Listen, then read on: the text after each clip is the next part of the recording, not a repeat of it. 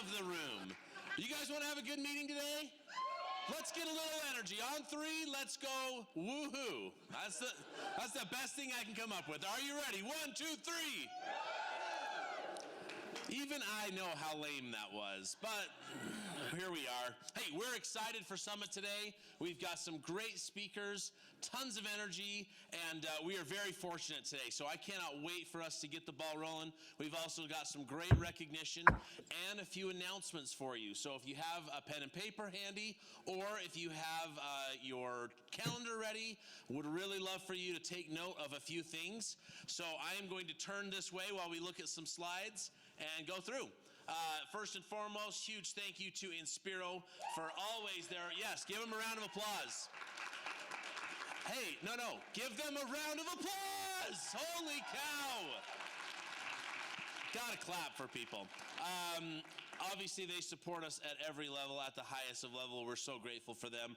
I want to call Bryson up to the stage. He's going to take just a moment. And Bryson, here you go.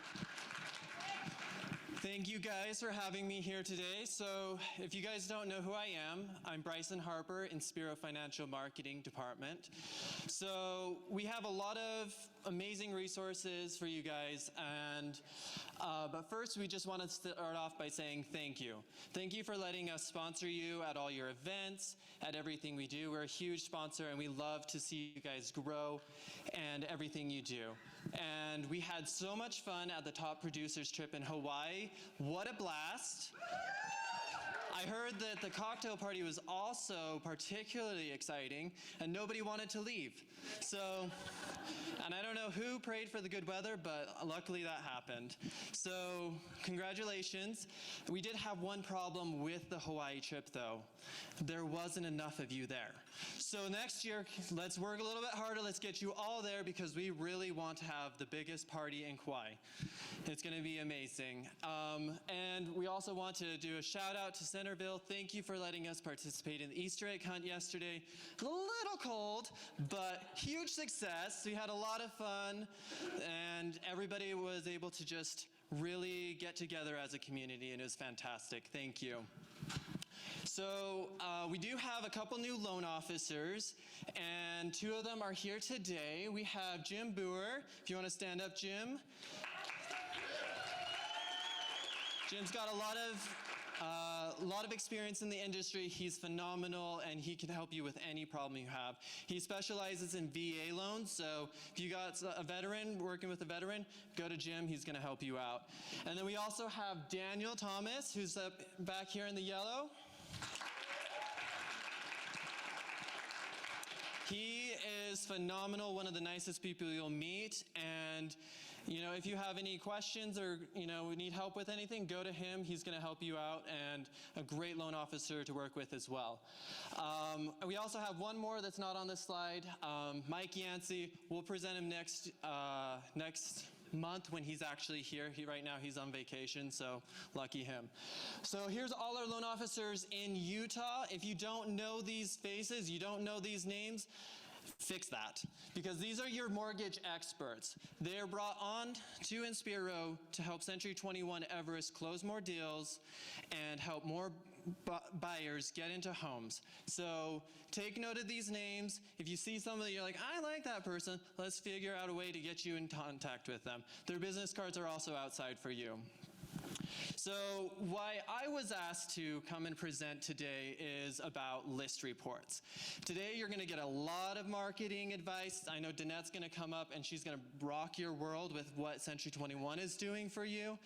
We're supplemental. So you have the most amazing marketing team. You've got Danette, you've got Mikhaili, and you've got Jake. They can do amazing things for you. But you also have Inspiro Financial. We are built to make sure that you guys succeed, that all your needs are taken care of. So if you ever have any marketing concerns, you can always come to us and we can help you out. So how many of you have heard about list reports? Only a handful. Okay, we need to change that. First off, I want everybody to check their email. About 5 to 10 minutes ago, you received an email from the Inspiro team. And this email was about list reports. And if you didn't get it, come and talk to me and I'll make sure you're on that list. What List Reports is automated marketing for your listings. What we do is we invite you to List Reports. You sign up, you put your branding, you put your information, whatever you want in there. And as moment that a listing goes live, we put in the NMLS. It's usually about 1 hour, you'll get an email with 40 plus marketing materials ready for you to use. Now, the same thing's happening with Century 21, and Danette's going to talk about this, but this is also another supplemental resource that you have, so you're never lacking on marketing. Because the biggest mistake of realtors and loan officers is we do not market enough. If you want business, you have to work for it. You've got to put yourself out there. You've got to use marketing to your advantage. And this is one of the ways, is signing up for List Reports. It's 100% free, it's automated, it's easy to use, and it's got so many resources for you. Not only do you get listing packets, but say you're doing an open house. It's tomorrow. Oh no, what are you going to do? Use List Reports. In an hour, you got everything you need for it. And then you also get daily social media, because who is an expert at social media here? Not very many of us. It is hard. We got Jake in the back who's an expert. The rest of us are like, what are we going to do? List Reports sends you an email with daily social media posts and content that you can share with your clients to add value and to ensure that you get repeat clients and successful deals. So List Reports is amazing. Reach out to us, respond to that email, just say, hey, I want to have Stacy send me a List Report invite, and I'll make sure it gets done, and it will be due you tomorrow. And if you guys ever need any assistance, if you have questions, what can we do, what can Inspiro do to help you and your marketing, email marketing@inspirofinancial.com or call 801-509-6414, or just visit me in my office down at the Inspiro office, and we'll help sort it out and figure out what we can do for you. Thank you again for having us. We appreciate it and love sponsoring you guys. Thanks. All right. I sort of feel like an expert in social media. Never post and spy on people. Although a few years ago, I'm embarrassed to say, but I'm still going to tell 400 people, I showed up to a house and the photo I was using was maybe a decade old. And they sat in their car because they weren't sure if it was the right guy waiting at the front door. And they told me about it, which helped. Hey, thanks so much, Bryson. That was awesome. I'm so grateful for everything you guys are doing. Let's get the man, the myth, the legend, Mr. Bob Oakley, as some of us call him, or Rob Oakey, up to the stage. I even noticed he wears white Oakley shorts at the swimming pool so he never forgets his last name. Oh no, they're not white. They're Oakley. Rob. He went too far with that. I think he should have stuck with the Bob Oakley. All right, welcome everybody. Couple things, and I promise there's going to be several of you who are thinking he's addressing this because of my issue. Okay, it is not just one of you. We are seeing this company-wide. We're seeing this in other companies, left and right, and we sent out we've created a new company form for your protection in addition to our agents. We're talking about what is dealing with, or first off, how many of you have written an offer or have represented a seller who has received an offer that has non-refundable earnest money or they've waived conditions? Okay, if you did not raise your hand, you probably have not been doing any business at all. So the market that we are in today, unfortunately, is commanding that type of offer. And it is what it is, and it's unfortunate for buyers. And I know personally, in all the real estate I've purchased throughout the years, I've never had to participate in a market that we are asking our buyers to participate in right now. It's challenging. So what is happening, as you know, people are making offers that are non-refundable earnest money, or they're waiving all of their contingencies, meaning they're waiving their due diligence, waiving financing and appraisal, and that's what is required for even your offer to be potentially considered with the seller. And that increases the buyer's risk. Can we all agree to that? There is an increase in risk when that happens. And what is happening is somewhere along the transaction, once they go under contract, whether that be, I've seen it as early as a minute after it went under contract, all the way to almost to the end of the transaction, and something goes wrong, the buyer's choosing to cancel, and they expect to get their earnest money back. And they blame you because they did not understand what non-refundable earnest money meant. So we sent out a Tuesday tip about this a week and a half ago, about a form that we have. It's a non-refundable or conditions waiver form that we are wanting you to have, make sure your clients are signing this. It's going to protect you, because I'm fielding all these phone calls from your clients, and they're blaming you. And I have a tough time believing that every single one of you guys just happened to glance over that. It's just, seems pretty simple. But they're blaming you because they don't want to lose their $5,000, $10,000, $15,000, $20,000 earnest money. And so this additional form that we've created is that you can go over with them so that they understand what is going on in today's market.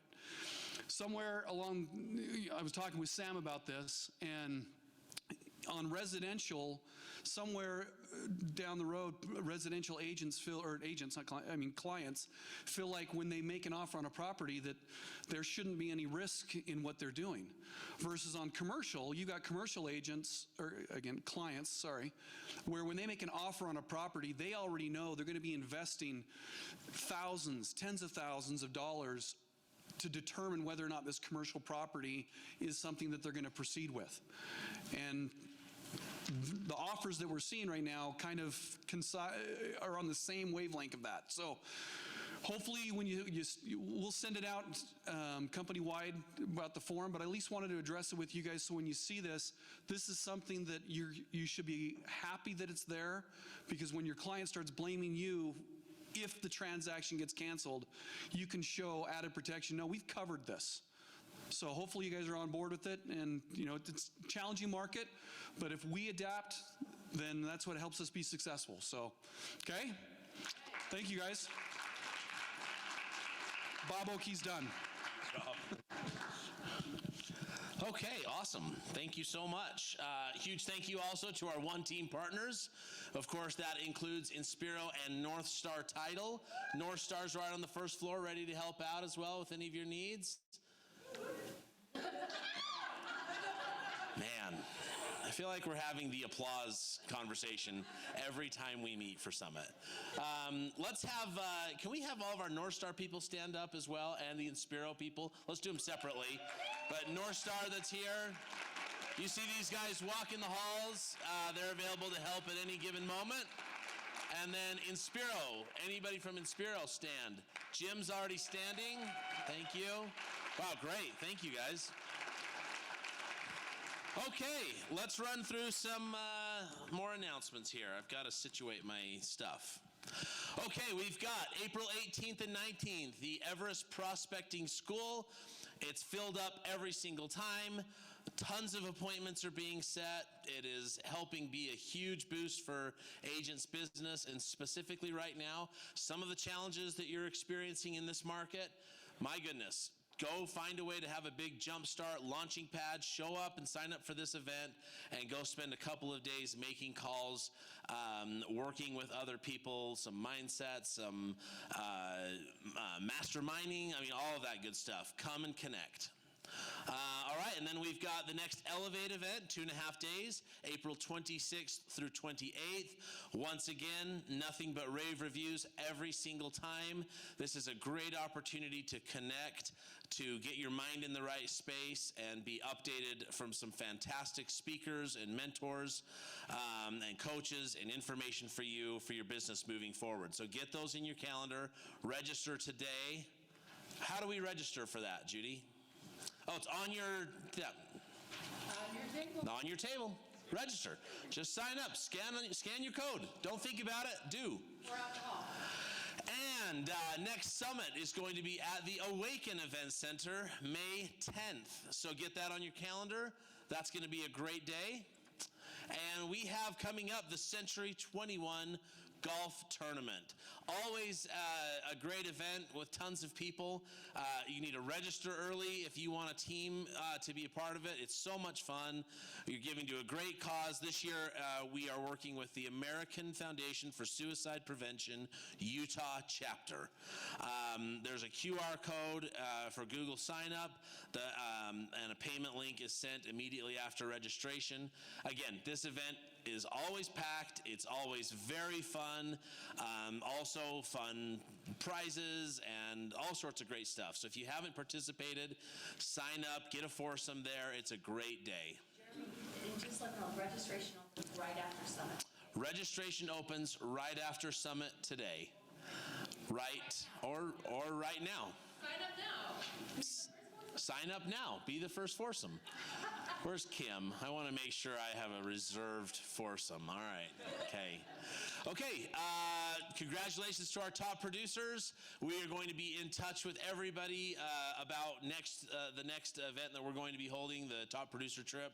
It was such a great time. Great way to connect. So relaxing and so much to do. We had such a fun time, and we're already talking about what the next event looks like and the different ways to qualify. We're going to add a ton of great opportunities and ways to get there. More to come on that, but we're really excited about the event that we had, and we had so much fun. I keep calling it an event. It was a vacation. It was a trip. It was very fun. All right. Okay, next we want to welcome all of the new agents to the organization since our last summit. If you are here, please stand up for us so we can give you a proper welcome. Mediocre round of applause. Delaney Brunton, Brian Martinez, Abby Johnson, Manny Aponte, Tyson Miller, Mohammed Zirak, Aubrey Kelly, Annalise Nichols, and Derek Petros. Come on, guys. There we go. There we go. Next, thank you so much. Welcome to Century 21 Everest. We also have our Everest Community Foundation. We want to take a moment and recognize everyone who has donated monetarily or with their time donations. We received a variety of donations from within this company and from outside donors as well. The recipients of our donations included Food Share Ventura County, Raise the Future, ARUP Labs, Diversity Collective AIDS Walk, Fisher House, Logan Loved, Safe Harbor, Thanksgiving Heroes, the Christmas Box House, Davis Behavioral Health, and other families impacted by devastating events. We, give them a clap now. We've got a lot of names there, but I mean, a couple of them stand out so much that hit so close to home. Logan Loved with Nikki Nunez, Thanksgiving Heroes, that was a really fun competition that we did. And then, of course, the other families impacted by devastating events. And just, I cannot say more strongly that when you have the opportunity to contribute. I think that it's even something you have to choose to not contribute on your commission report, the $21 deal. I would just invite you to commit to donating on each transaction, the $21. I mean, I know you see a lot of names up here, and in this group in particular, we might go Food Share Ventura County. No thanks, I donate to plenty of other places. We're not streaming this to California right now, are we? Okay. So that doesn't mean a whole lot to the people in this room right now, right? But I have to tell you that these funds have gone to so many significant opportunities with people who are going through very tough times. And very difficult moments, people that you walk the halls with and share an elevator with. And those are the most impactful and most significant donations that we're making. And so I would just, and we're not publicly announcing that, but just really hope that you would consider and know that those dollars are important. They're going to people that you love, and hope that you'll consider donating. $21 a check at minimum. So thank you. We are going to recognize some of our One Team community members who've donated in 2021. This is something for the foundation. They have different levels involved. The bronze level is up to $250. You've got Brandon Newell, Debbie, and if you're here, stand up, guys. Oh, It's $250. $250K. I can only read what's handed to me. So, $250 to $500. Thank you. If you're here, stand up. We want to recognize you. Brandon Newell, Debbie Thompson, Drew Gingle, Jeanette Davis, Jim Hogan, Katie Bush, Krista Bernard, Mikhaili Dinnerstein, Mike Tafui, Rick Bentley, and Rita Weddle. Give them a round of applause. Silver level, this is between 500 and 1,000? All right. Amy Clark, Brianna Laulu, Cassie Montano, Fred Law, George Morris, Jason West, Jeremy Laguerre, Jonathan Aubrey, Josh Johnson, Josh Madsen, Rebecca and Jeff Seat, Everest Relocation, Rob Davis, Ronnie Cruz, Stephanie Barnes, the Noel Group. Is that it? All right. Now, I think I'm going to note this just because George's face is front and center. I know for a fact George has donated more than $500 to the Everest Community Foundation. I don't know, but just in the different things. But I'm just thinking of, I know some of the numbers are going to be a little funny. So if we've missed something, guys, please give us a heads up and we can adjust accordingly. Next, this is 1,000 and above. Huge round of applause, too. Aaron Richardson, Austin Kales, Dave Malone, Doug Carey, Evan Child, Mark Apuna, Nikki Nunez, Patrick Day, Sterling Satterfield, and Terry Taylor, and Everest Coaching.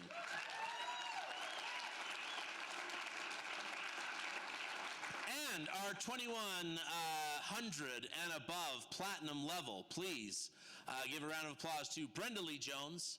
Are we standing up, guys? Brenda Lee, I know I've caught eye. Come on, stand up. Brenda Lee Jones, Dave Parker, Century 21 Everest, Jessica Terry Schneider, Inspiro Financial, Aaron Mailer, Shari Whitworth, Trent Rogers, and Team Kruger.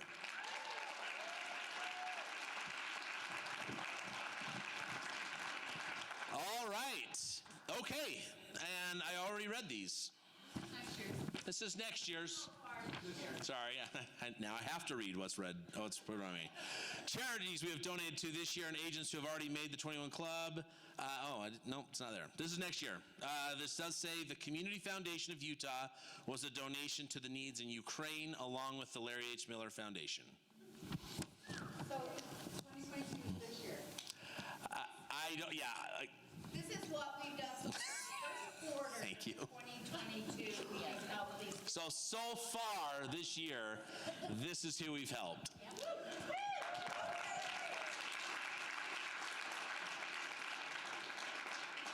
All right, great. Okay.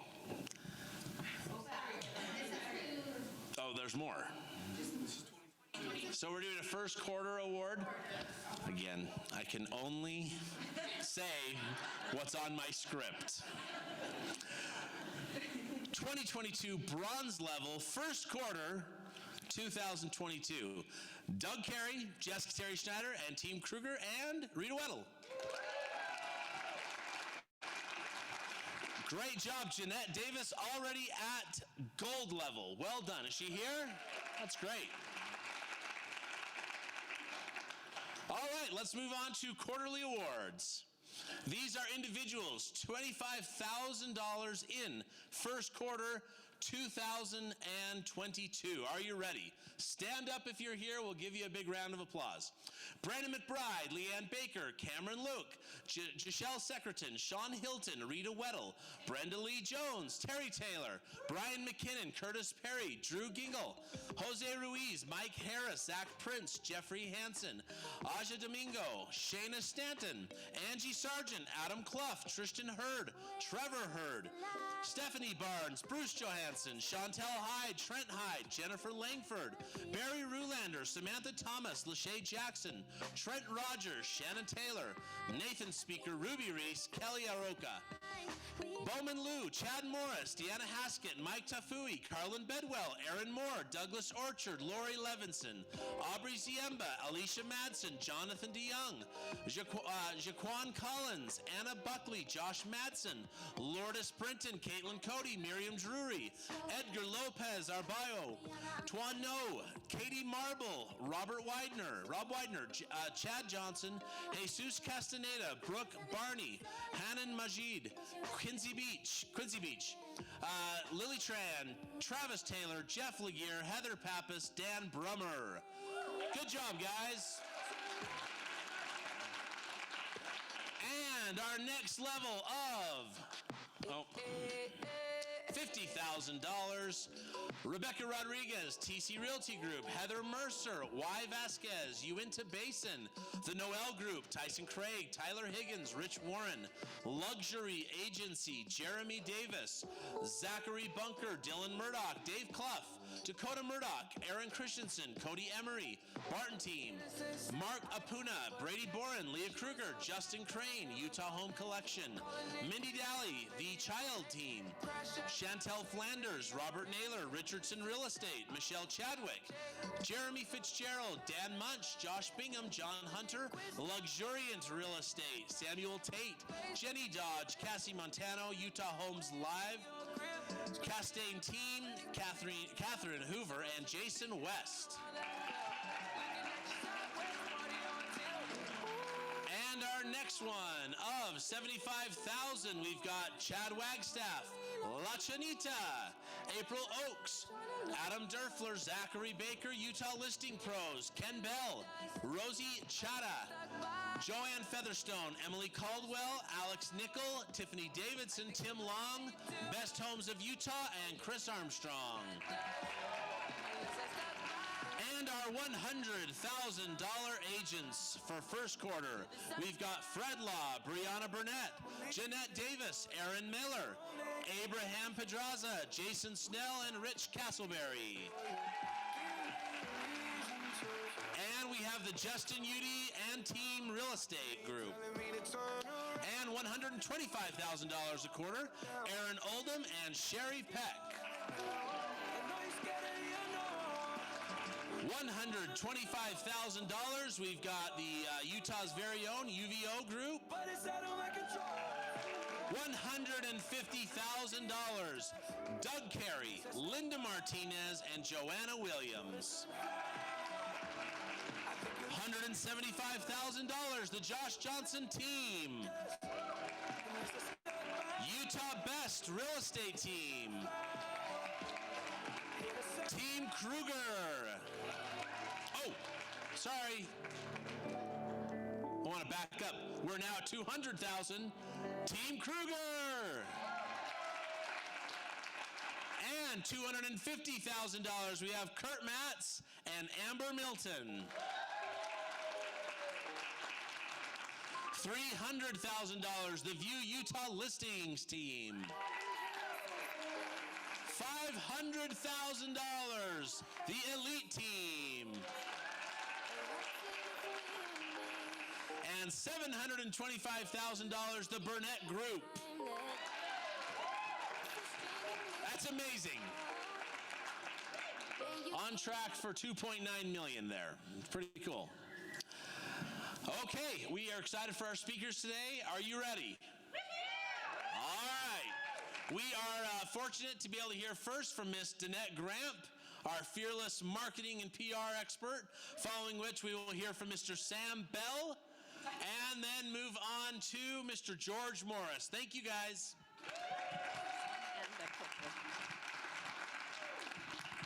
So excited to be here with you today. First of all, if you were in Hawaii with us, please stand up. Isn't this fun? We had such a great time.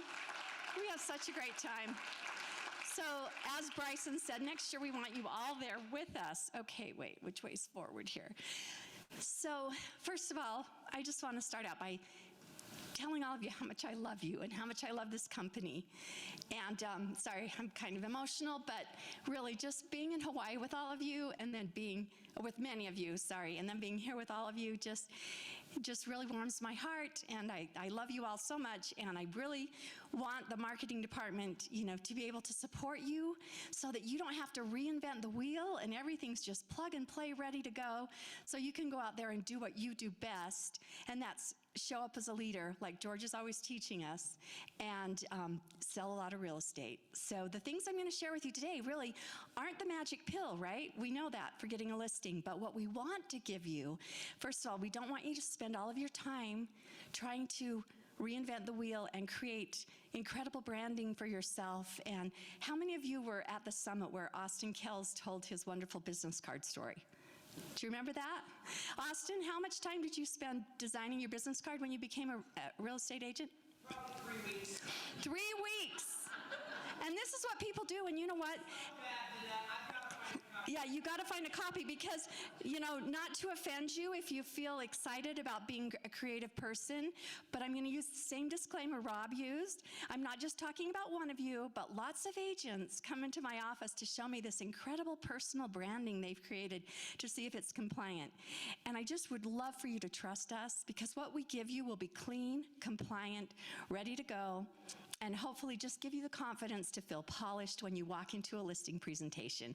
So we just want to make sure today that you are fully aware of all those emails that are coming to you and what's happening and what we're offering so that you can make sure that you are taking advantage of everything that we do.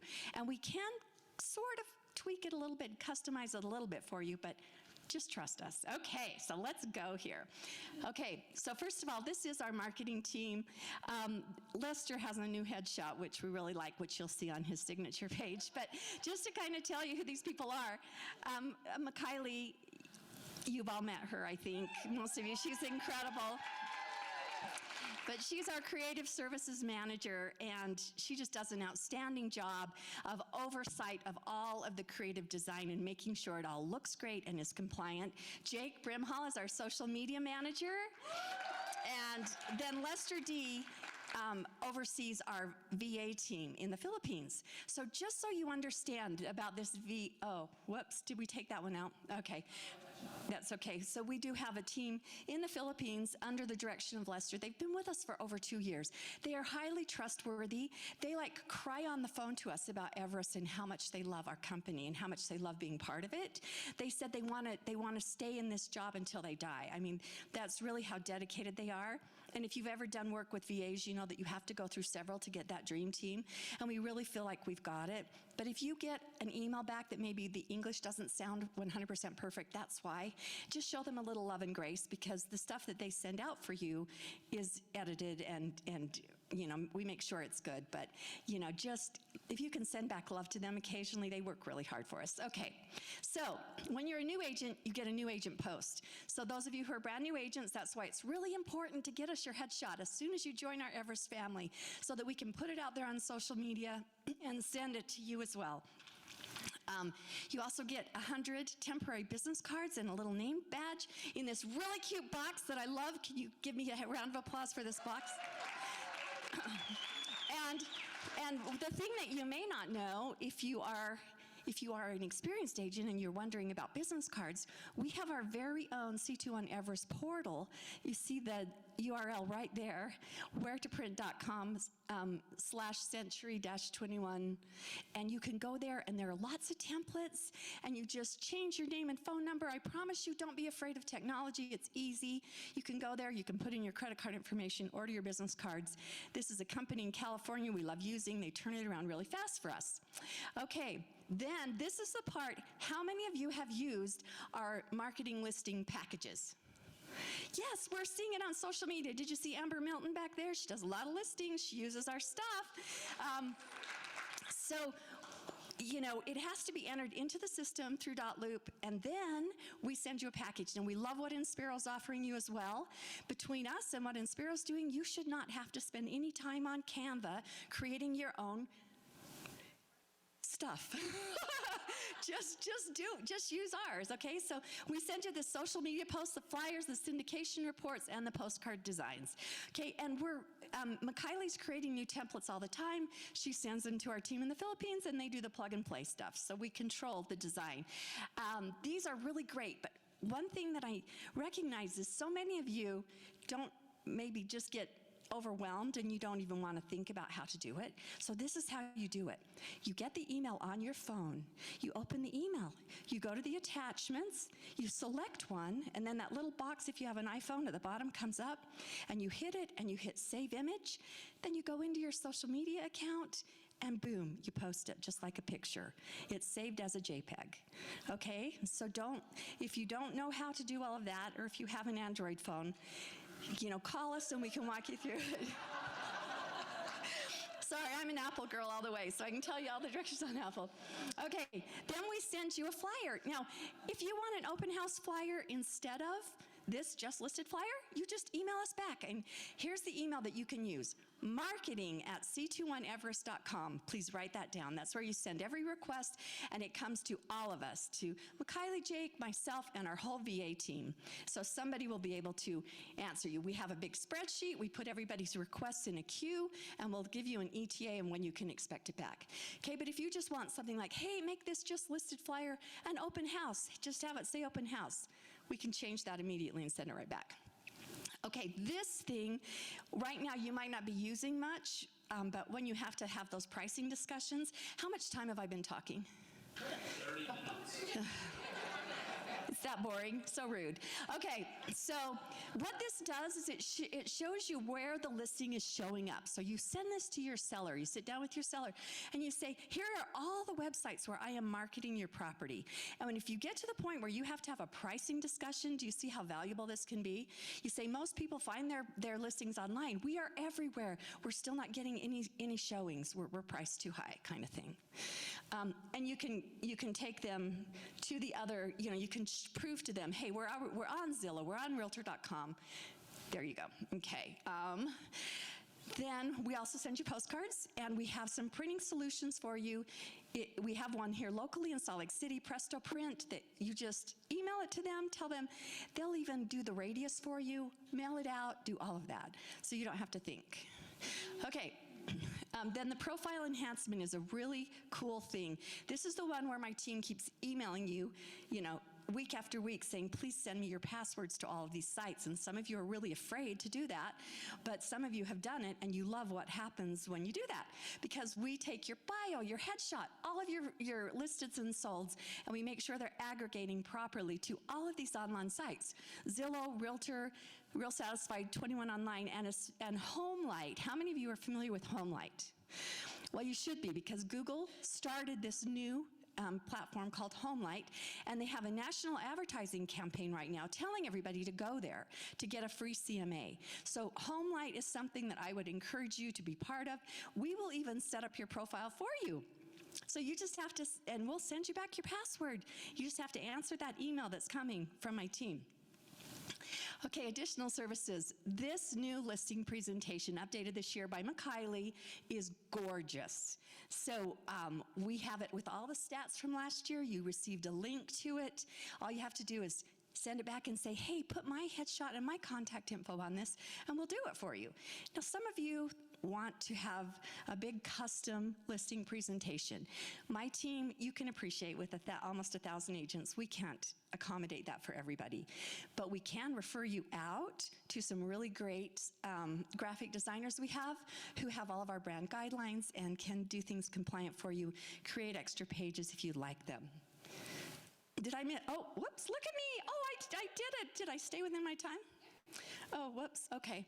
So we also have just created last week, we have a Spanish version of our listing presentation and our buyers presentations. And buyers is coming soon. So we have listing, buyers, we got you covered. And the thing that's so great, if you want to take a hard copy, we have access to order you those. You have to, they could be expensive, but if you have a luxury listing, come and talk to me if you want to bind them, because you can buy this little binding machine, and we have these beautiful fabric covered covers that you can bind them in. So we have some options for you there that we can also help you with. So we love you. We're excited to support you. Please don't hesitate to reach out to us anytime at marketing@c2neverest.com. Thank you. Thank you, Danette. I don't know about the rest of you, but I am smitten with this gorgeous listing presentation. It is. Wow. Okay, I'm Professor Bell. Today we're going to be talking about physics. The physics of real estate. No, we're not talking about that. By the way, this is my fault. Danette likes to post these posters outside her door in the marketing department, and then I decided to draw mustaches on them, and now it's gone completely out of control. Clearly, I need more to do, George. So, so he made me speak. But let's talk about what we're seeing in the media right now, because it's so exciting and fun. This is great stuff, right? Low inventory, inflation, interest rates, gas prices, war. I mean, that we are surrounded by this kind of news. And what does it all have in common? Just shout it if you know it. Negativity. Wrong! Houses are selling. That's what it has in common. Guess what? Stuff has not stopped. And let me give you some stats. This is as of yesterday from Salt Lake Real Estate. Yeah, that MLS thing you do that I don't know the name of. UtahRealEstate.com. 10,332 homes have sold year to date. That's 20,600 sites. There are just a little bit more than 20,000 agents that are realtors, right, that would have access to this. That means there's been an agent that has sold this year already. Think about that. How many of those have you done? Houses are selling despite all of this bad news and negativity. The business is there. I last week spent some time with two agents from the same office working the same market, both experienced and successful, okay? The first agent I talked to gushed on and on and on about how busy it is, how amazing it is. I'm taking a bunch of listings.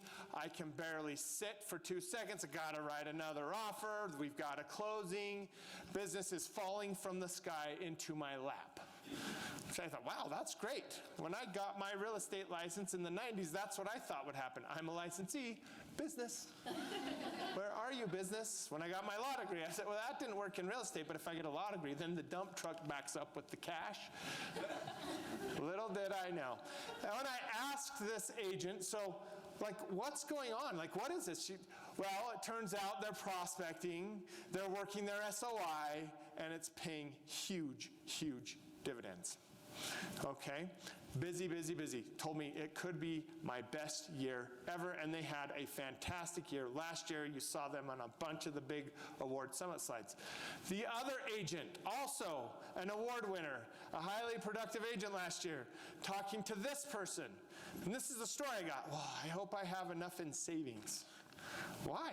Oh, you know, interest rates, there's no business, there's no inventory. Like it was this. It was high inflation, it was, you know, the cost of gas. This war in Ukraine is people aren't going to buy in my market anymore because people are fighting a war across the ocean. It was any and every concern that you see on the nightly news coming at me about why they would have their worst year in a long time and why they were worried that they had enough savings in the bank. And I stood back, you know, after I had these two conversations, they were within a day of each other. I started thinking, why? What is the difference here? Why is this agent like, oh my gosh, this is the most amazing time?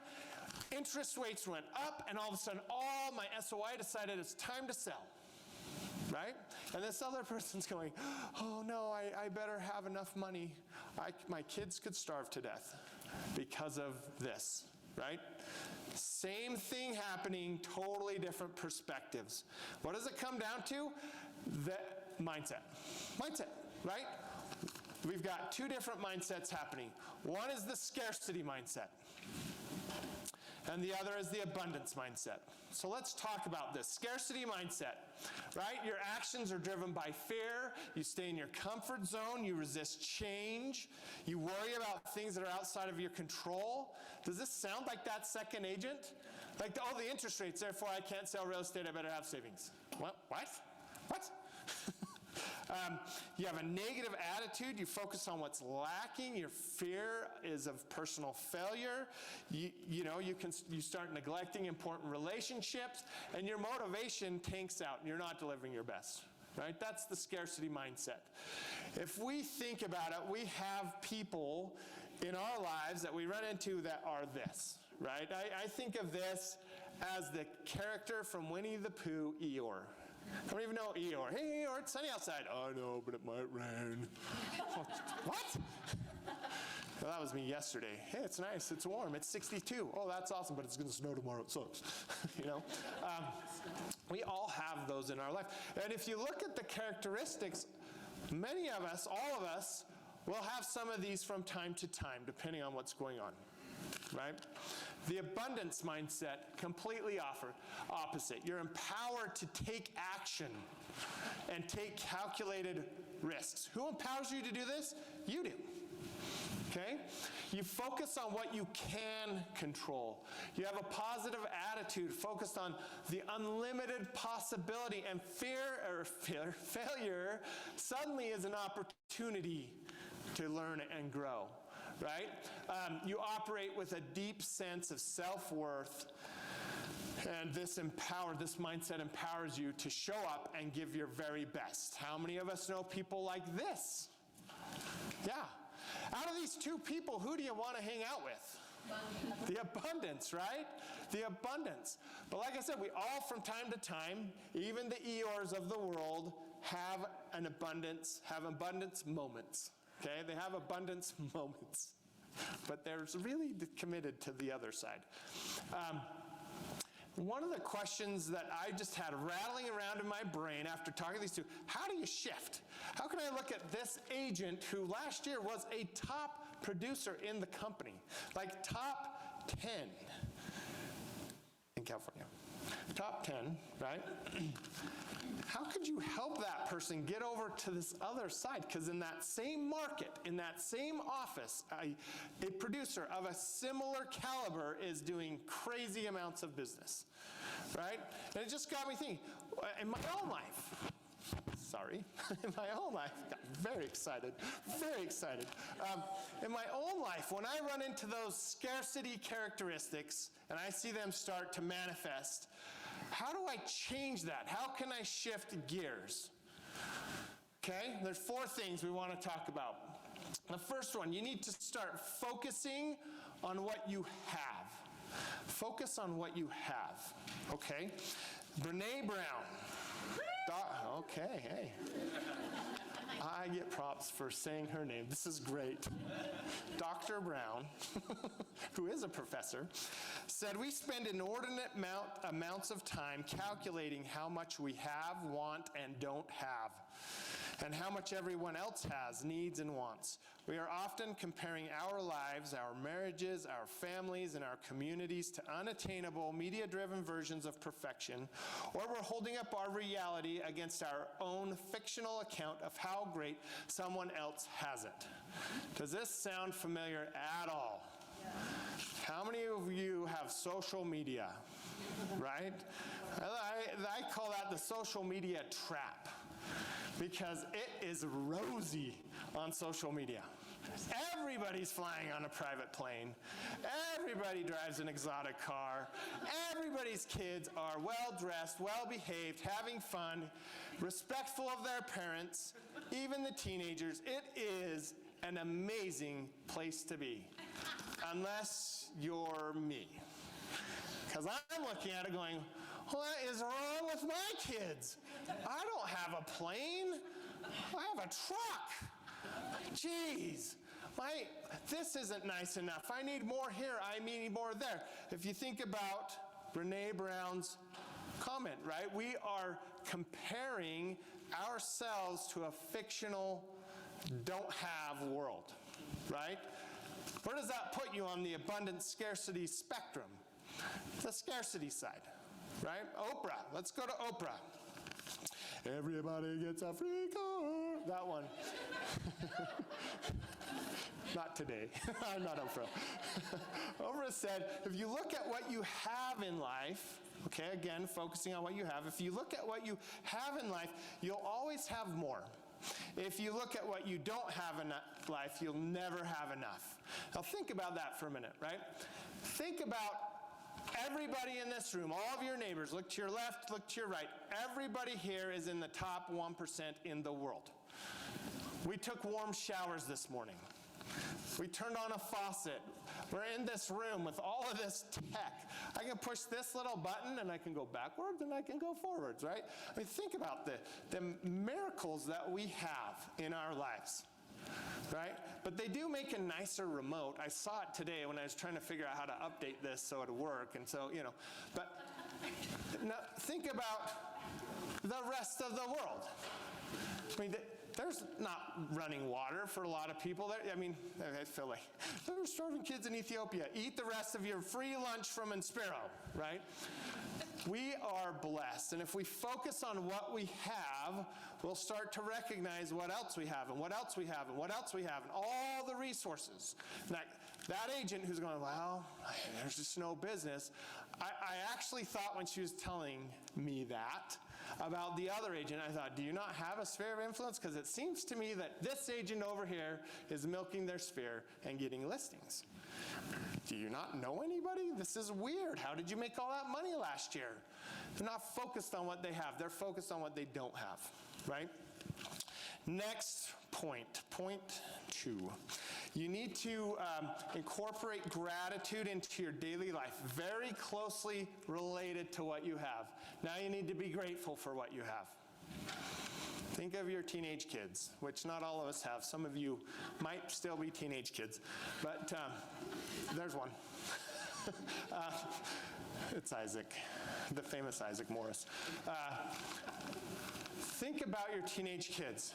What do they have? My kids have far more than I had when I was their age. Like, everything I wanted, I have now given to them. And are they grateful for it? Have you met a teenager? It takes years of teenage life to develop gratitude, I think, I hope. I pray. I'm still waiting. Okay?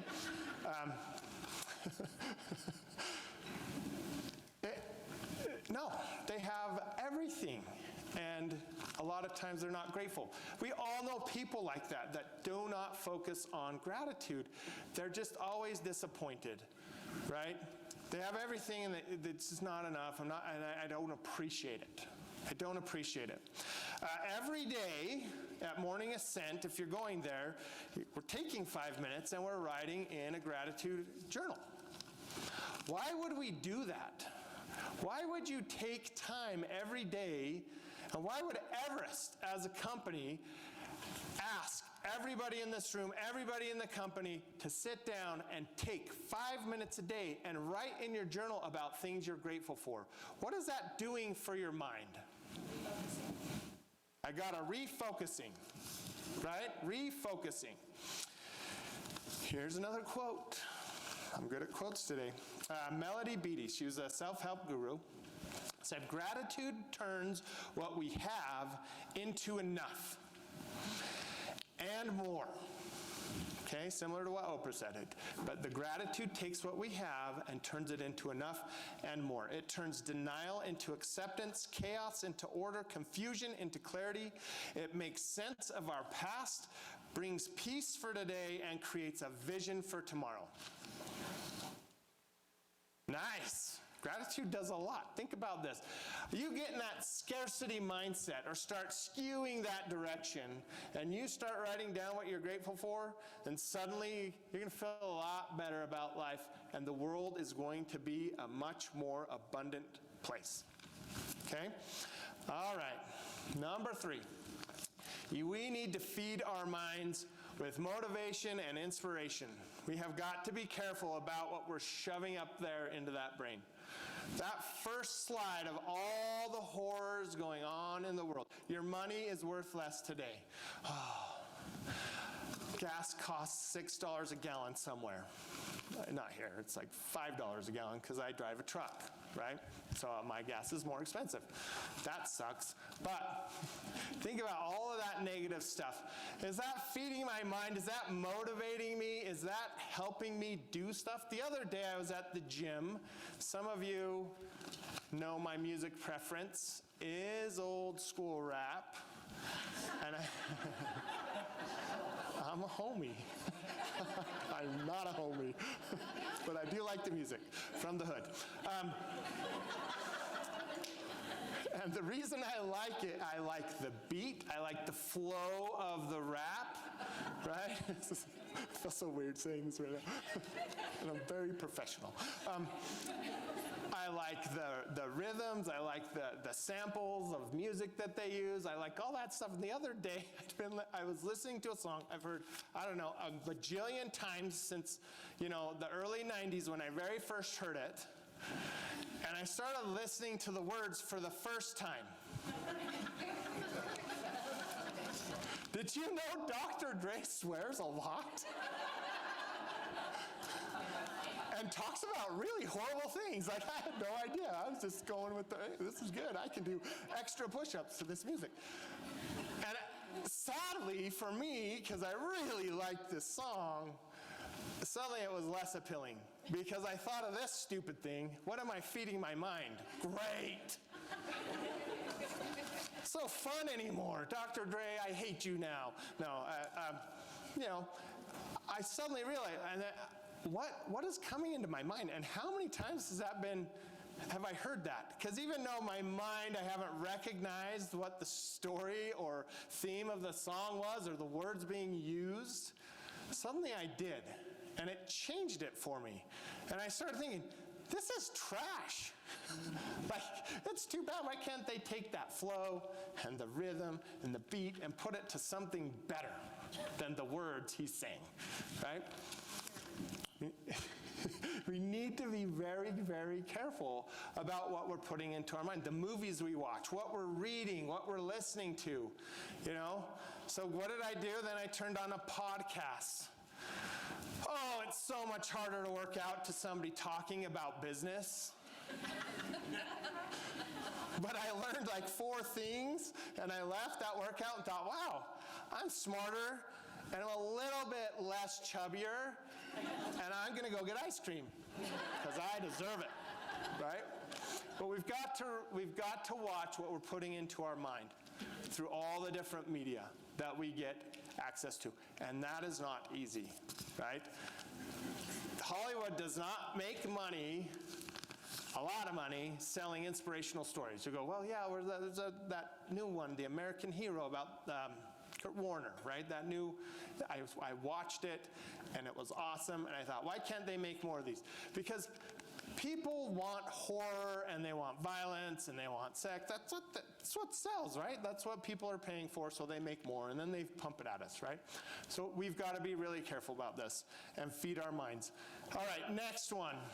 Surround yourself with people that have the abundance mindset. I asked the question earlier, who would you rather hang out with? At least I did in my mind. Maybe I did. Maybe you remember me asking that. But let's pretend I did. All of us raise our hand. We want to be with the abundance people. Eeyore is no fun to be around. They're what I call energy vampires. You walk in, I'm so, like Danette, our local cheerleader. She comes bopping up here all excited to marketing. It's awesome, right? You get with a scarcity person and it goes, and they suck all of the good energy out. And then you leave and you're like, I have never needed a nap more in my life than I need right now. And why? Because you were with Eeyore all day. They suck the life out of you. You've driven buyers in your car that are like that. I know it. And you get done and you're like, oh my gosh. I got to re-energize. I need to take a nap. I need to do something to re-energize. We have got to associate with like-minded people. And when you're starting to skew to the scarcity spectrum, you have got to get back with the abundance people, right? They will help bring you up. The same way those energy vampires will suck it out of you, they will help inject it back in. I dare say a lot of you are sitting here waiting for Mr. Abundance that comes up after me to get up here and bop around, to get re-energized, to go back out there and rule the world in real estate, right? That's why you're here. Don't lie, Nikki, that's why you're here. I know it for a fact. So Sarah Blakely, how many of you know who Sarah Blakely is? I hear claps. Are you wearing her products? I wanted to. For those of you who are confused, Sarah Blakely is the founder of Spanx. I'm waiting for the Spanx for Men line to come out. It exists. I can get it. All right, Nordstrom. Hey, we're getting all kinds of advertisements. Spanx at Nordstrom, men, women, we're all part of it now. We can all put on the tight compression pants. Founder of Spanx, uber bajillionaire now, right? Simple concept, made tons of money. She grew up in a home where abundance was the mindset. Listen to what her dad would have her do. And then think about that abundance and how abundant mindset people look at failure. So my dad encouraged us to fail. Growing up, he would ask us what we failed at that week. If we didn't have something, he'd be disappointed. It changed my mindset at an early age that failure is not the outcome, failure is not trying. Don't be afraid to fail. Okay, don't be afraid to fail. People with an abundance mindset are looking at failure going, hey, I learned something, and off we go. Next thing. And I'm going to fail again, and I'm going to fail again, and I'm going to fail again. You know what that sounds like? Prospecting. I'm going to fail, and I'm going to fail, and I'm going to fail, and I'm going to fail, and I'm going to get an appointment, and I'm going to get a listing. And then one day, Sam's going to come to my office, and I'll be like, oh my gosh, those things are falling from the sky. I don't know how it's this abundant. Right? Don't be afraid to fail. Some of you might be sitting there and thinking, okay, well, are there enough of those people? I want to watch this very brief video. It's called A Postcard from 69. Some of you, we have a lot of bad news in the world today. Listen to the first part of this and then the rest. People think we're more divided as a country now than we've been in a long time. I know it can seem that way, but when I was a little kid in 1969, the Vietnam War was tearing the country apart. And they'd shot John F. Kennedy, and they'd shot Bobby Kennedy. They'd shot Martin Luther King and Malcolm X. And there was the Manson family and the Zodiac killer, and it just felt like the whole country had lost its mind. My father, who'd grown up in the Depression, well, his faith in humanity was just at a low ebb. And the two of us that June were driving from LA to Oakland in an old 1960 Oldsmobile, and the water pump blew out south of Bakersfield. And so and this was long before cell phones, so we were going to have to hoof it like 9 or 10 miles into town when this young cowboy pulls up in a flatbed and offers to tow us in. And all my dad had on him for money was this old Chevron gas card, so he kept telling this young fella, you know, I can't pay you. And the young cowboy's looking at him like, yeah, I wasn't going to charge you. So he rolls us into town, and this is a Sunday, so nothing's open. So he has to go get his mechanic friend to open up his garage, and my dad says, hey, listen, I don't have any money. And the mechanic says, you know, we'll work something out. And then they all realize they don't have the actual parts, so now they got to go roust out the local auto parts store owner, and they bring him down. And my father's like, okay, we need to talk about how this is all going to get settled, because he just couldn't imagine anybody being this trusting about the money. So the cowboy says, look, if it'd make you feel better, I got a bunch of watermelons I need to get loaded onto my flatbed, and it's pretty hot work, and if you help me out, I'll pay for the part. So next thing you know, we're all unloading watermelons from inside a rail car, and that's about 140 degrees. And 90 minutes later, we are soaked in sweat, and up rolls the car just running like a top. And my dad says, I really don't know how to thank you, fellas, and for this good turn. And we're turning to go, and the mechanic gets this look on his face and says, whoa, where do you think you're going?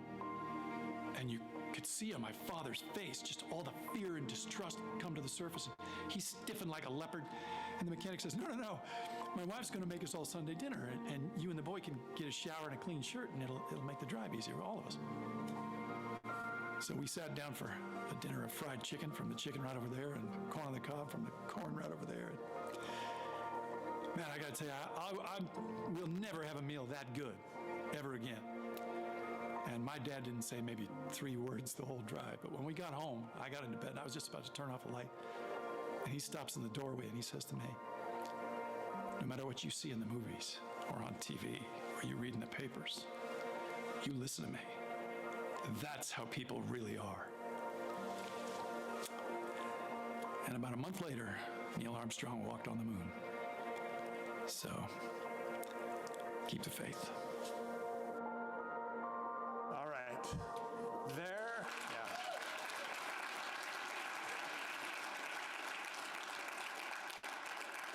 I made my kids watch that, and I said, these are the people you need to be, right?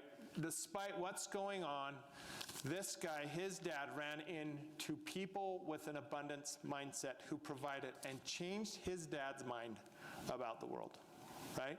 It's powerful. You can find people like that. You can be that person for others. We want a company full of abundant mindset people. The world is an abundant place. Anytime you skew, do the 4 things. Focus on what you have. Gratitude.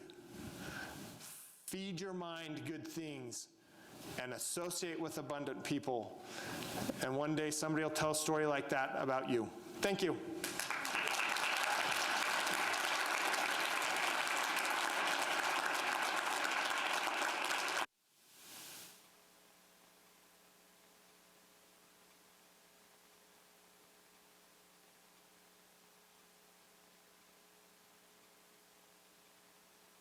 Up here like a crazy man, but I'm going to sit down because everybody's sitting down, right?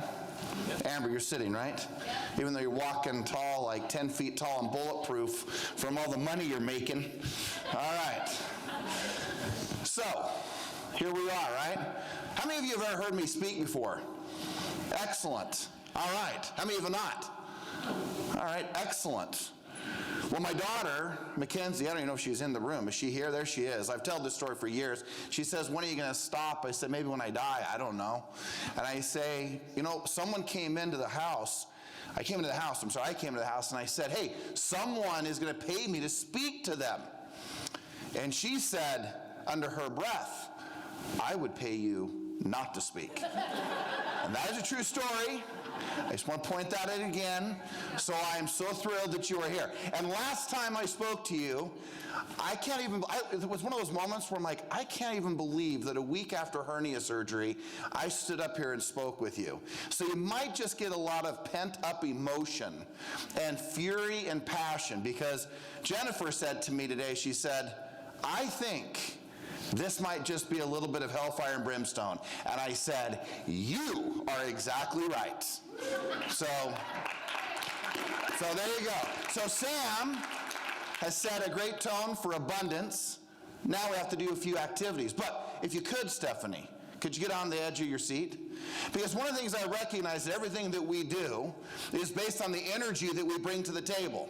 And some of you are prospecting like you're calling dead people, or you are the dead person.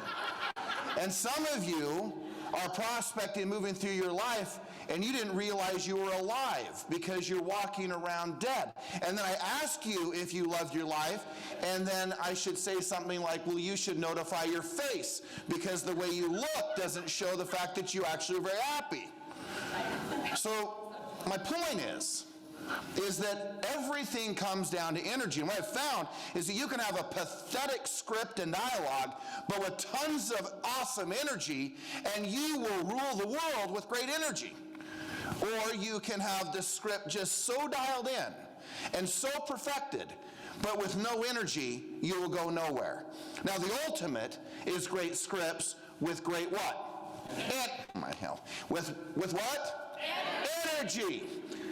So Bella, do you know what's going to happen here? Does everybody know Bella?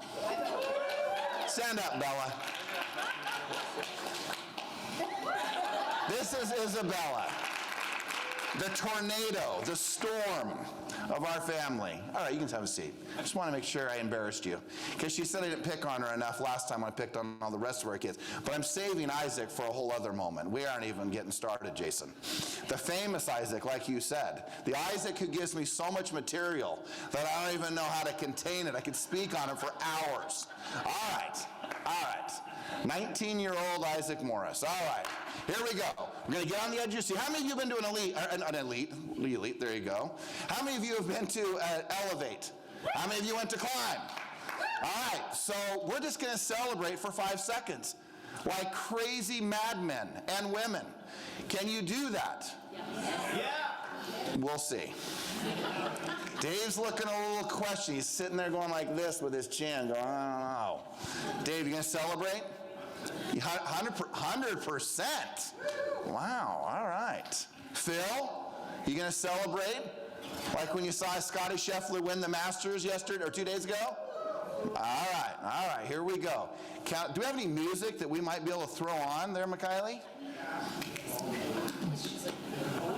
All right. You guys ready? We're going to celebrate like you're a kid on Christmas morning when you got the best gift of your life. Remember that moment? Do you remember that moment? The moment when you got the perfect gift in your life? All right. Some of you are like, I don't know what you're talking about. My childhood sucked. It was horrible. Hold on. Wait. We have music before we jump up. The music choreographs when we jump up. Okay, are we ready? All right. Count of 3. 1. You're going to make sure, no confusion here, right? Alicia, we're jumping up. Jumping up out of your seat. Now, some of you are going to like this. Okay. That's not what I'm looking for. Brian, you lead in the corner back there. All right, here we go. Count of 3. 1, 2, 3. Woo! Yeah! No, not good enough. Sit down. Some of you gave the I don't want to look stupid. Just trust me, you look stupid not celebrating. I just want you to know that. Because everybody else is. Again. 1, 2, 3. Woo! Yeah! Here we go! All right, 3 high fives. 3 high fives. 3 high fives. All right. So like Mr. Rob Oakey said, he said, you may not think I'm not speaking to you even though how did you say that, Rob? You said, I'm not necessarily speaking to you. What, something like that? Is that close? What did you say? What did you say? You may think? You might be thinking I'm speaking to you directly. But I'm not. I said, you might be thinking I'm speaking to you directly. However, that is not true. I'm actually speaking to every single one of us. Okay, just so you know, I'm the complete opposite. I am speaking directly to you. And when you have that moment where you think, that's exactly what I thought you said. I just need to make sure you clarified. Okay, total opposite. I'm speaking to you. Because so many times I will have these conversations like this, and I will be up in this moment of this conversation of where we are, and what will happen is you will come to me after and go, I can't believe it. It was like you were speaking to me. Just so you know, I'm speaking to you. If you know, and that is what it feels like, that is exactly what's happening. Because I don't want you to have any misunderstanding with the reality of my message. Because like the great Forrest Gump who said, Jenny, what did he say? I am a simple man. Oh, wait, what did he say? No, I am not I said simple. I am not a what? Smart man, but... Oh my gosh, come on! I am not a what? Man, but I know what love is. Well, guess what? Believe it or not, I know how to sell a lot of real estate. Shocker! Because what I find is I'm watching a lot of you sell a lot of real estate, and I'm watching a bunch of you who are questioning whether you can sell a lot of real estate. And the reality is that you're right on either way. You will either sell a ton or you will sell very little, based on the mindset and what you project and what you intend every single day. One of the things that is evident, and we have COVID to prove this, is that there's pandemics and epidemics. Pandemics in its most simple form is a global process, a global problem that is hopefully with us for a short time. We've heard a lot of scientists and doctors who have said that COVID has turned into an epidemic, where it's always going to be with us. Good or bad, that's the reality. With that being said, what I've also found is that we have an epidemic in the game of real estate, meaning it's always here. And what's always here is the fact that we look outside of ourselves for all of the answers. The problem with most agents and just frankly human beings is we look outside of ourselves. And not that this is a new concept that I'm talking about, but we often look at what are rates doing, what's the economy doing, what's inflation doing, what's the lack of inventory or inventory doing, what are the other agents doing, what are the other companies doing, and we look outside of us for all of our answers. But the reality for each one of us is that the answers are almost always already within you. You see, the fact is that if you will just start with the fundamental belief that you are a great agent, that you can get the job done, that you can accomplish anything and everything that you want out of this business, I can promise you, you can make it happen. Yes or yes? Yes? Okay. So on my way here, I had a little mini seminar with Isaac. Now, Isaac, let's have Isaac stand up. This is Isaac. You gotta turn around. Gotta wave to your fans. This is the great Isaac Morris. Have a seat, Isaac. And I say the great because Isaac, as I've said, has given me lots and lots of material over the years. And for any of you who've been around me a long time, they always want to know, who is Isaac? Who is this guy? From, hey, figure it out, to me shaking his jersey, to you name it, he's been part of, obviously, our lives, and we love him dearly.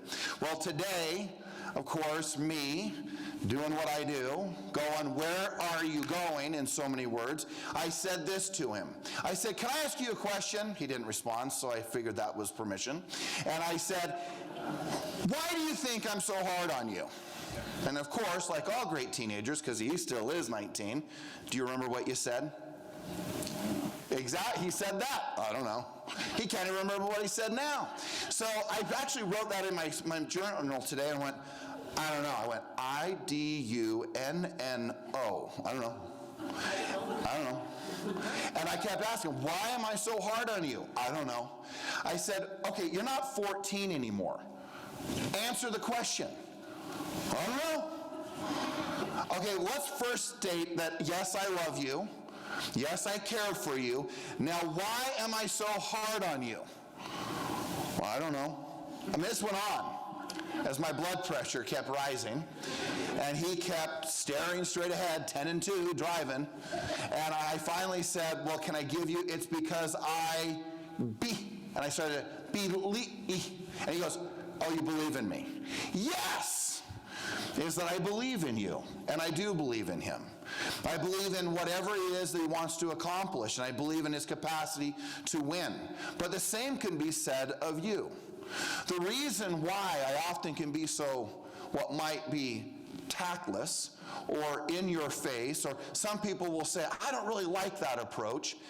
And as I said to Isaac actually just a few days ago, you can question every single day my approach as to whether you like it or don't like it, but what I would ask you to not question is the intentions that I have to helping you.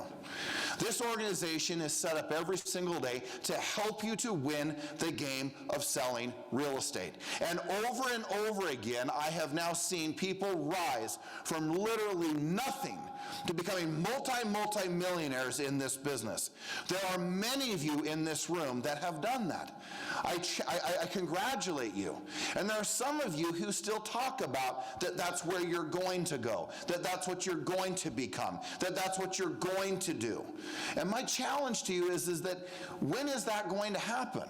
When are you going to rise well above what you're doing today or have done in the past?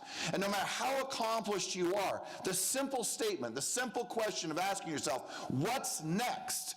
What's next? What is next for you? What is it that you're going to accomplish next? Is it that you're just going to fade into the sunset and be the guy who, or a gal who just simply is forgotten, or should have been the person who maybe should have retired well beyond the years? but couldn't because of certain factors and ways in which you approached the business, the way in which you invested. There's nothing about this business that you can't learn, and there's nothing about this business you can't do. So if that's the case, and if you have an army of people who believe in you, and you have people that care for you, and people that want you to succeed, then what is the real roadblock that's stopping you? If it's for you to make 100 grand, 200 grand, 400 grand, 800 grand, $1 million plus, see, I can remember when people like a Jessica Terry were earning 100 grand. I can remember people like Amy Clark when they were earning or selling only 9 homes. I can remember people like Nikki when she was transitioning from one company to another and really just getting her start. I can remember recruiting Justin Udy, who had never sold a piece of real estate in his life when I first met him. I can remember Dave Parker when he worked at Discover Card, and I met him for the first time through Rob Oakey and also Jeremy Laguerre. I can remember all these moments of watching people rise from basically the ashes or from nothing to superstardom. And yet, the thing that's interesting is there's only a small percentage of people that do that. And yet, everything that we teach, everything that we talk about can be learned and can be done by every single person in here. So if that's the case, then what is it that's really holding you back? What is it that you're holding on to? What is it that is stopping you from becoming the greatest version of you? And I have a deep belief, gang, that look, I don't necessarily need you to compare yourself to Nikki or to Kim Cruz or to Leah Kruger, who's a legend in the industry. I don't need your comparison against one person. Now, if that person inspires you to what is possible, but not where your ego gets out of control and everything is in comparison to another person, the ultimate measuring stick is what did you do in relationship to what you could have done? And what did you do in comparison to what you could have done? Did you give your all? Did you work as hard as you could have? Did you pay the price to become who you're capable of becoming? Did you wither away? And I can remember so many years ago, now this is over 34 years ago, and I can remember sitting with one of the most important mentors of my life, a gentleman by the name of Steve Forey. And I remember Steve sat with me and he put his finger kind of in my face and he said, I want to remind you of something. And I said, okay. I want to remind you that one man and one woman makes all the difference in the world. And I recently heard someone speak to this and they said, there will be one person in your family that will rise. There will be one person on that family tree who gets past and goes beyond what was the norm and the average. The one who breaks free economically, financially. And I can look around this room and I see people who have been that one person who was the one who broke free. That when you look in the mirror and you go, I know I'm the one. Are you the one? Are you the one that helps your siblings, helps your parents, helps the people who are less fortunate? One of the most beautiful moments of my life, and yet one of the most difficult moments of my life, was sitting in a sofa next to Jennifer in front of one of my dear friends and mentors, Ellis Ivory of Ivory Homes. Not who runs it now. Ellis is now in his 80s. And I will never forget sitting in that sofa in a really difficult time in my 20s. And I remember I had gone there the day before to say, hey, can I borrow a little bit of money from you? I wanted to borrow 20 grand. And he said, you know what? I never give money until I think about it. You know what? Come back the next day. You and I will talk. And he goes, and when you come back, bring Jennifer with you. Well, we sat down, and I have to tell you, man, he laid into me like nobody's business. He absolutely brutalized me. I mean, he talked about what I wasn't doing, how I should be doing things, how I lacked discipline, mindset, perseverance. How could you put your family in such jeopardy? How did you allow yourself to do what you've done? And he did all of this in front of her. Of course, tears are streaming down her cheeks. And man, it was a resolve. I wasn't crying, I was pissed. In fact, after it, I wrote 6 pages to him in my journal, and I never gave them to him. I was so angry. How dare him speak to me like that? Let alone not only to me, but in front of my wife. And then he turned to the side and he opened up a ledger and a big book, and it had checks in it. He started writing a check, and he wrote a check, and it was for $10,000, and he handed it to Jennifer. He said, "This is yours because you failed as a husband." I was like, "Ugh." And then he said, remember this? Oh yeah, I remembered it. And I remember I was so angry, but then he calmed the storm and he said, "Okay." And he turned to me and he said, "You will never, ever," and do you hear me, George? "You are to never pay me back."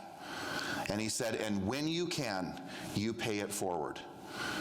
What I find ironic is I was on the board there, right, with $500 contribution, and I look at the thousands upon thousands of dollars every year today that I give away. And I always think about that story and the message that he sent of my stewardship as a father at the time. And number two, that I have a stewardship to help others and to end their suffering. And sometimes it's important, as I even evaluate, that people should suffer, that they should go through the difficult moments, that they need to figure out that no one's there to bail them out. The person who's going to bail them out is them.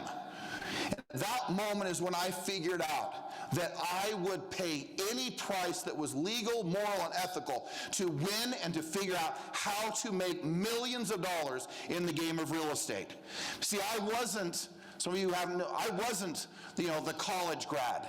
I was not the 4.0 student, 2.8. It was unfortunate when my kids found that, by the way, because I'm like, A's, A's, A's, A's. But the fact is that I didn't come from wealth. I came from my mother negotiating at time with Mountain Fuel and negotiating with this man who was swinging a wrench in his hand, turning off the fuel bill that she asked, "Please don't turn it off, just give me one more day." I was the guy who asked for $5 when Mrs. Pac-Man and Donkey Kong and all of the other things that those games were, and what else? I remember Journey and Donkey Kong, Pac-Man, Centipede. You remember those guys, right? The classics that started all types of arcade games and video games. And I remember I asked for $5 and she didn't have it. And I remember riding on my bike, and I was riding up a hill, and I was so angry, and my foot slipped off the pedal, and I slammed down on the bike, and I fell down, and I screamed, "I will be rich!" And yet the fact is, there was days that I wasn't. There was many days that I haven't been rich. There's many days where I've been poor. But I never lost my focus and my desire. And I never lost my absolute resolve that I would be, because I knew that I could be.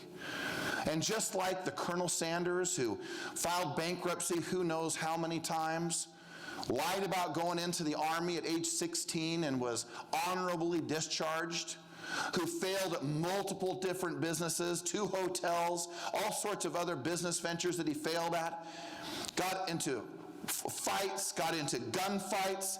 He was literally from the wild, wild west, if you would say, in Indiana. Man, fighting it up, shooting it up. But he came up with that recipe, right? That recipe that kind of changed everything. They started selling out of a gas station.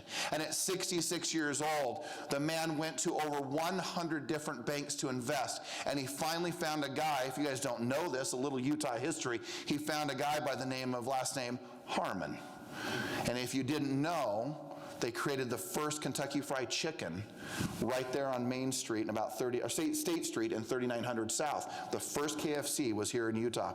And in 2013, the article I was reading, over 18,000 KFCs along in the world, over 118 countries, from a guy who was 66 years old. So the nonsense of some of you thinking that you're too old, you don't know if you can make it, you're not sure if you could win. And by the way, just a few years later, he sold the entire thing for $2 million and retired, and he was complaining about his $108 that he got from Social Security.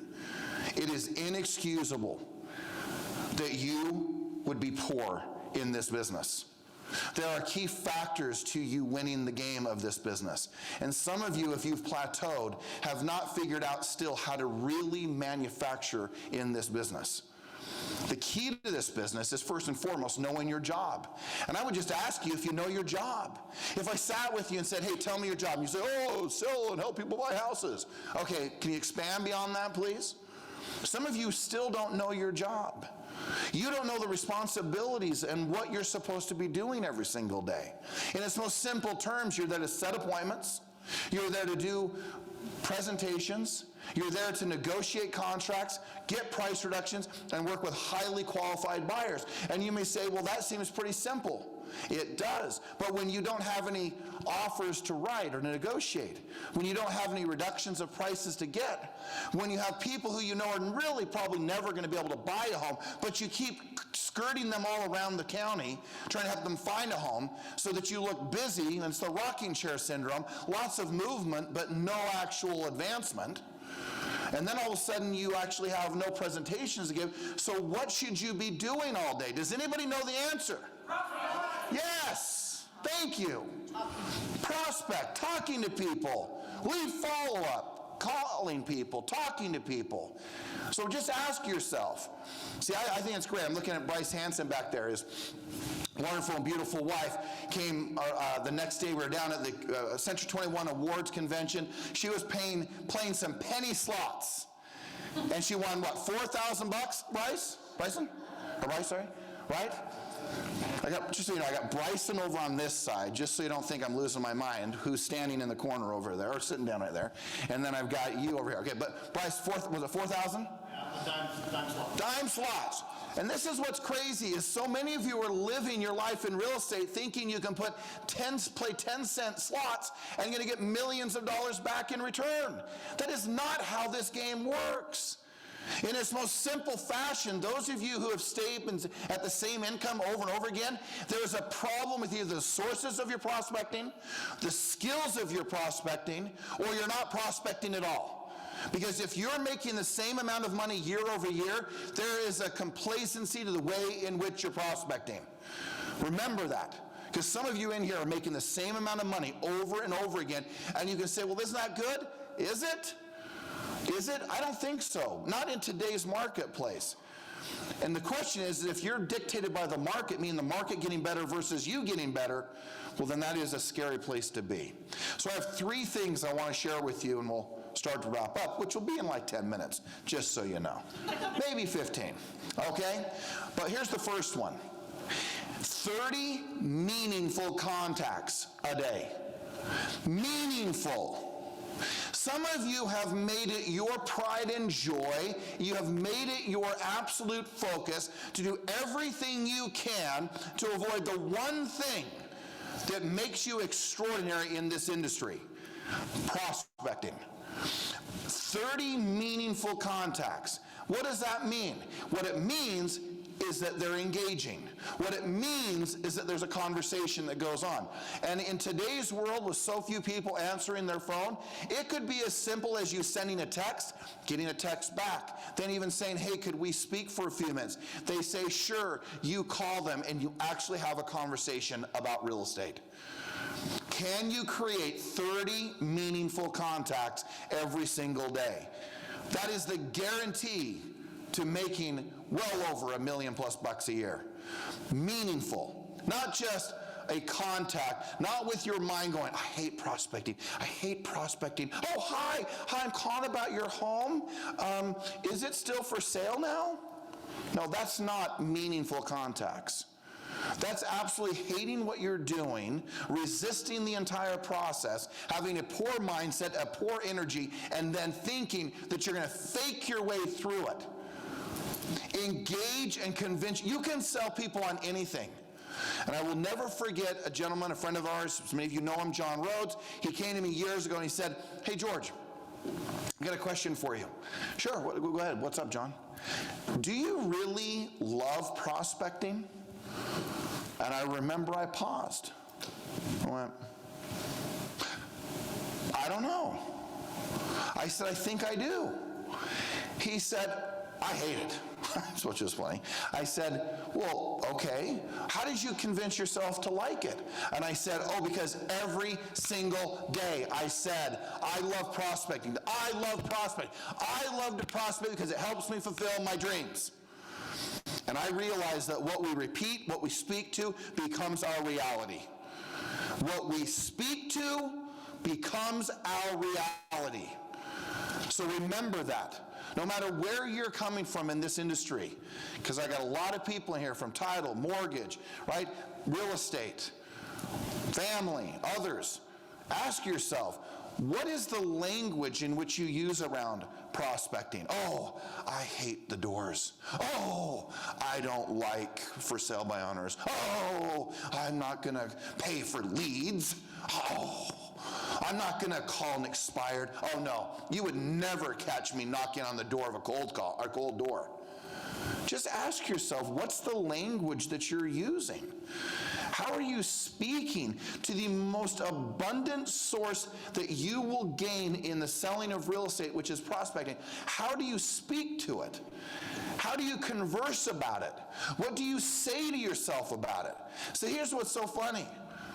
What I know is that when I see people like Aaron Christensen, Chad Wagstaff, and others who are either on teams or others who are not on teams, there is one fundamental thing that they have in common. It doesn't matter who they are. If they have extraordinary success, they have figured out this one thing. They will do what they're supposed to do despite how they feel. And most of you, when the market is good, you continue to just do what you feel like doing. But if I allowed that to happen, guess what? My 2 kids wouldn't have been at the summit. Did you want to be at the summit today?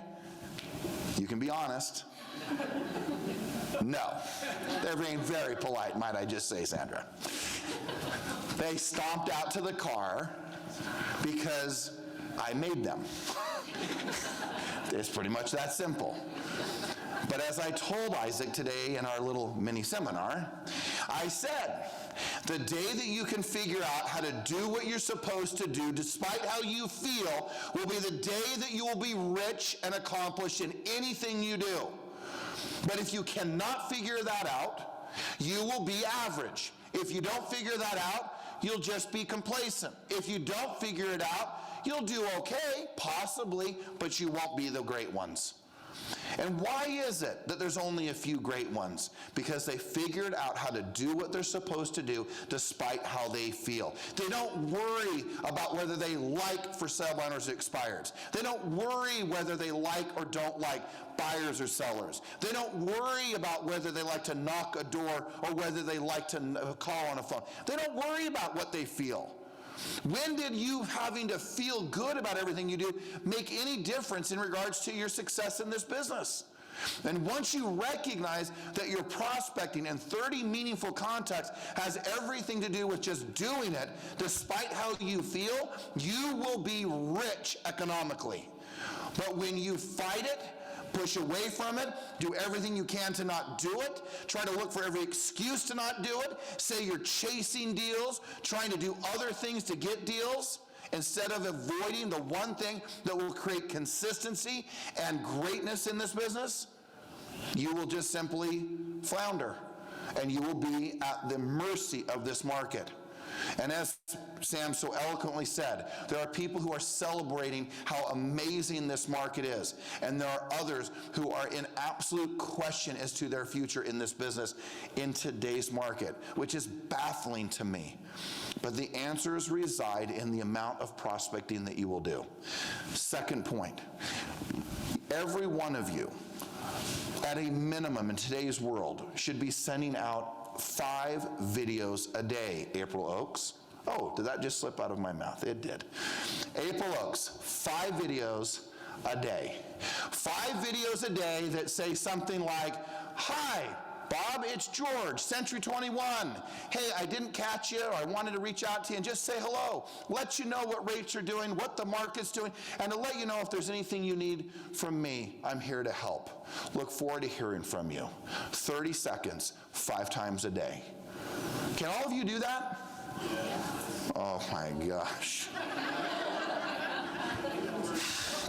You know what's so interesting is how you can just feel the way you mean people are hyper. You mean you want me to like video? You want me to call people? You're in the direct sales business, gang. Have you not figured that out yet?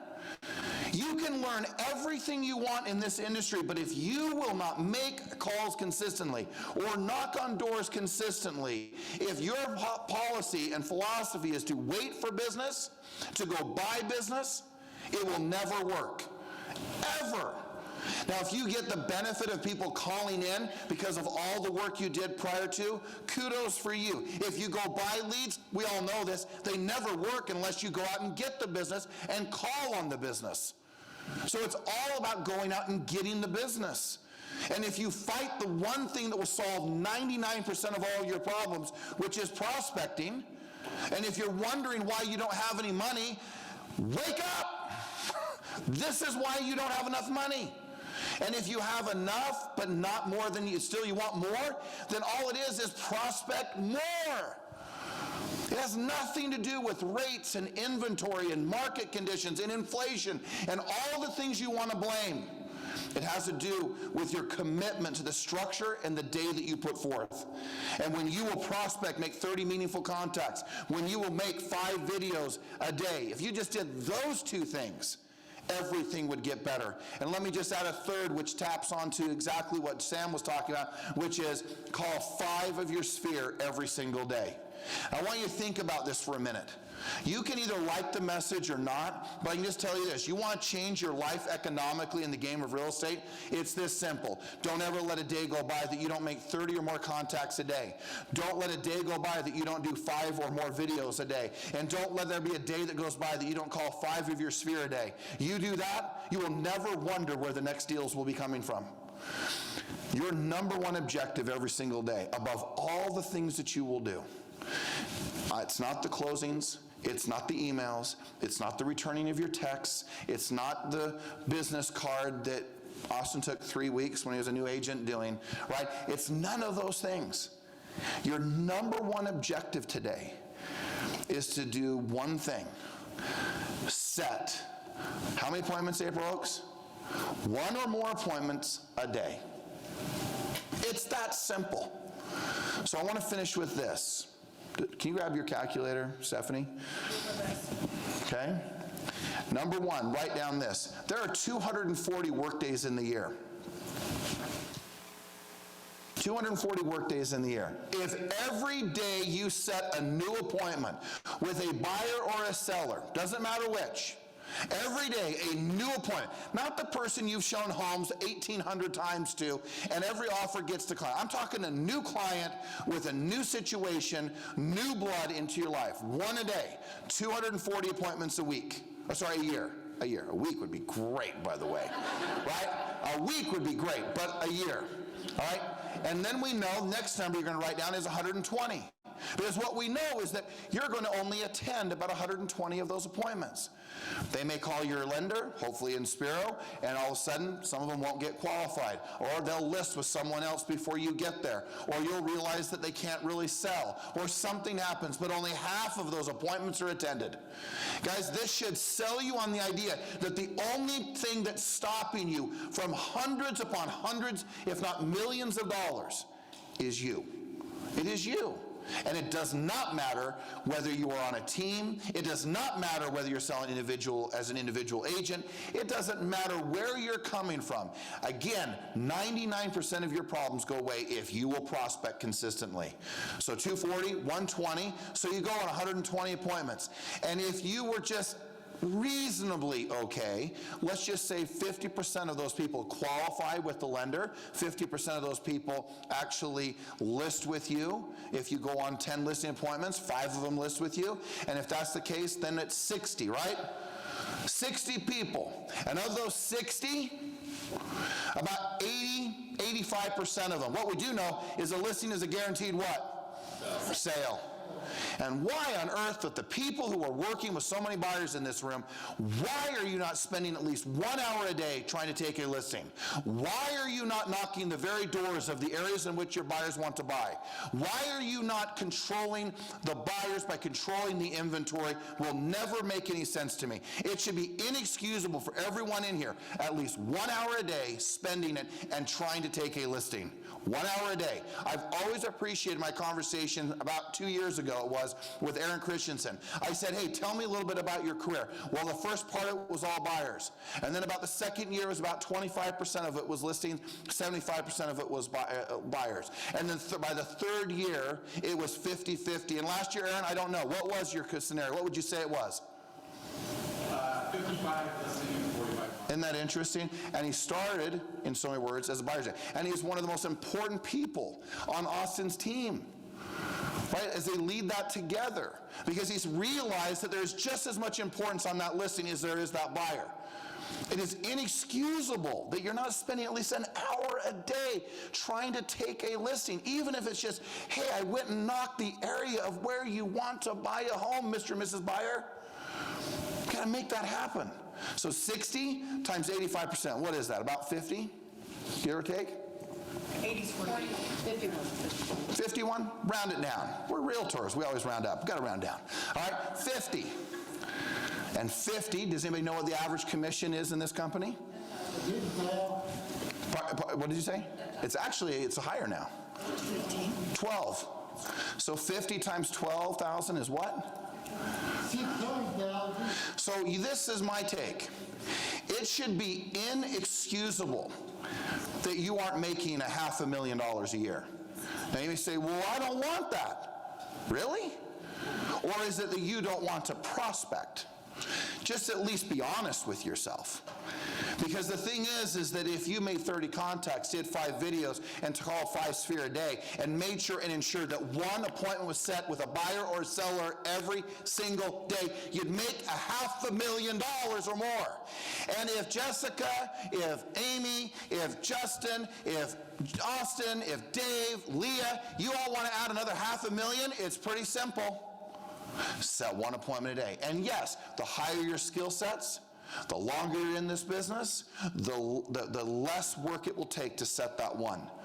But it needs to be inexcusable that you aren't each making hundreds of thousands of dollars. And some of you are, and you figured it out. You figured out that, wait a second, it doesn't matter how I feel. I do my job anyway. Oh, I've reached this one plateau of income. How do I get another $500,000? Oh, I set an appointment every day besides the ones I've already set. And gang, if you think this business is something different, if you went to the Parade of Homes and went, oh, I love real estate, and it's so good, I love travertine tile, and what kind of stucco is that? Come on, you're not a builder. This is not an I always say, hey, can I come talk to your company about investing in real estate? We are not an investment company. Just for the record. What are we? Real estate. No, we are what? Yeah, it's real. But, a sales company. Shocking. So that's why no one will ever stand up here and go, well, let me tell you how to buy the next fourplex. I'm not going to ever put that up here. Now, if you want to go to an investment seminar, there are plenty. But if you want to learn how to sell real estate, then show up at Elevate. You want to learn how to sell real estate, then go to the morning meetings. You want to learn how to sell real estate, get committed to mastering what you say, knowing when to say it.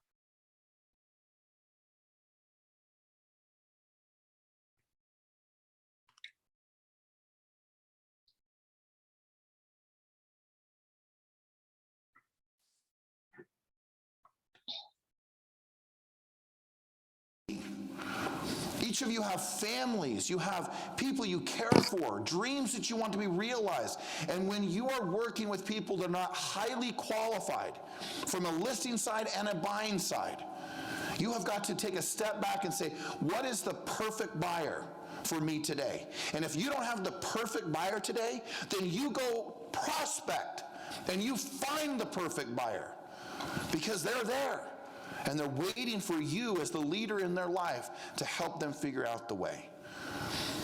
I am always so appreciative of each one of you and for what you do.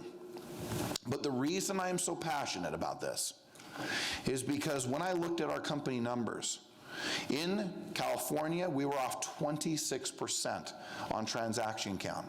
Now, you may say, well, is that big of a deal? Oh, it's a big deal. Just let me tell you. But you know where we were in Utah? We were off 11% when I was looking at those numbers. Now, you may say, well, is that a big deal? I don't know. It seems like it probably is. But as I was talking about this yesterday with some people, I said, but you know what is interesting? You want to know what my fail-safe is to the future of Everest and to everything that we all do together?